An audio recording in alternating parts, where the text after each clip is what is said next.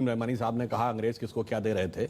हमने बचपन में पढ़ा कि मोहम्मद अली जिन्ना बहुत बड़े वकील थे और उस जमाने में शायद उनकी आमदनी 4,000 रुपए पर डे से ज्यादा थी, जो आज भी बहुत बड़ी चीज है। और मोतीलाल नेहरू उससे भी बड़े वकील थे। मैं पूछना चाहता हूं, ये उस जमाने में हजारों रुपए पर डे की आमदनी के लिए पेमेंट कौन करता था? किसी हिंदुस्तानी का मुकदमा लड़ रहे थे क्या? भारत तो बहुत गरीब था, हम तो अकाल और भूखमरी से झेल रहे थे। पेमेंट कौन कर रहा था? अंग्रेजों के मुकदमे लड़ रहे थे ना, इसीलिए तो। और मैं यह भी बताना चाहता हूं, जिसमें अशफाक उल्ला खां, राम प्रसाद बिस्मिल, चंद्रशेखर आजाद, काकोरी कांड, जो लखनऊ के पास ब्रिटिश सरकार का खजाना क्रांतिकारियों ने लूट लिया था, ब्रिटिश सरकार का वकील कौन था?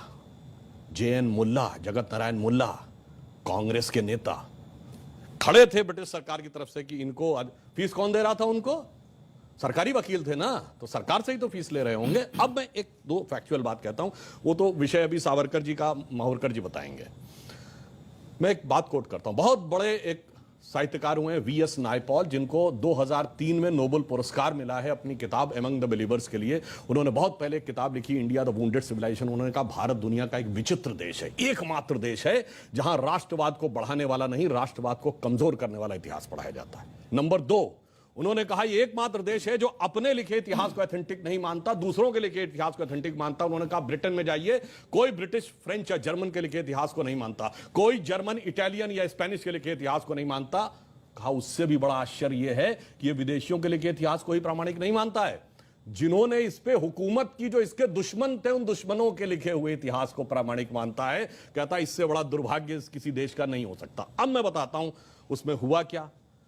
एक और उदाहरण बता रहा हूं। सारे दर्शकों से एक वाक्य है, क्या सिलेक्टिवली भारतीय हीरो को दबाया गया? हाँ, मैं उसके 2 उदाहरण फैक्ट बता रहा हूं। मैं दर्शकों से कह रहा हूं, जाइए चेक करिए।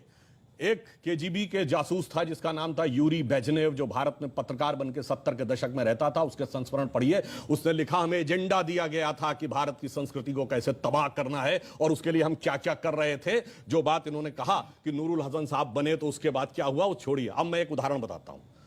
महमूद गजनी ने सोमनाथ का मंदिर तोड़ा।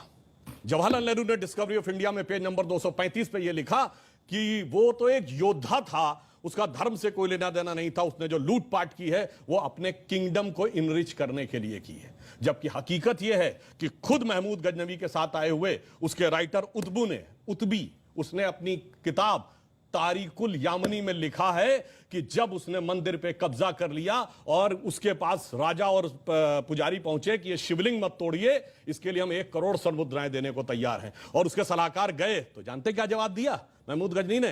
कि मैं तोड़ूंगा जरूर, इसलिए कि कयामत के दिन मैं बुत फरोश के रूप में जाना जाऊं, बुत शिकन के रूप में जाना जाऊं, बुत फरोश के रूप में। यानी नहीं पता पढ़ाई जाती, यानी ट्रेवल, यानी मैं एक बुत फरोश का मतलब हुआ कि जो मूर्तियों के साथ बिजनेस कर रहा हो, उसके लिए नहीं, मूर्ति को तोड़ने। फिल्में हम लोग देखते हैं, युवा पीढ़ी को प्यार मोहब्बत की बातों में बड़ा आनंद आता है। एक लाइन और कह दूं तो, प्यार मोहब्बत की बात हो तो क्या नाम याद आते हैं? शाहजहां, नूरजहां, जोधा अकबर, सलीम अनारकली, शीरी फरहाद, लैला मजनू, यही पढ़ाया गया ना।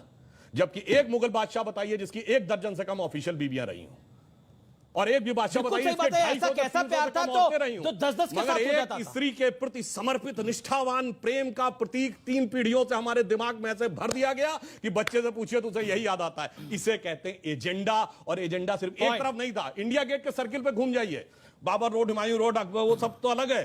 आपको मानसिंह रोड भी मिल जाएगी, मगर राणा प्रताप रोड नहीं मिलेगी।